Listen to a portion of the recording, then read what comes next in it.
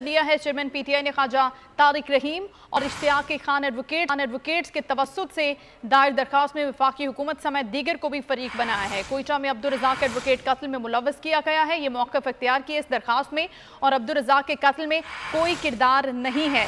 इस बारे में मज़ीद हम जानेंगे बोल न्यूज़ के नुमाइंदा अब्दुल रहमान से। जी अब्दुल रहमान, बताइएगा दरखास्त के हवाले से।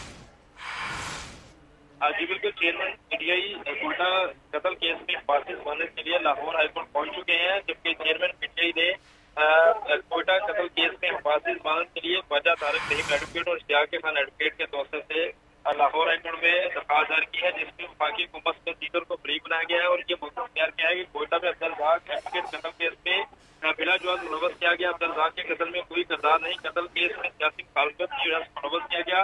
गिरफ्तारी का खदशा है। पेश होकर बेगुनाही साबित करना चाहता हूँ, अदालत फांसी जमानत मंजूर करे। इस वक्त चेयरमैन पीटीआई जो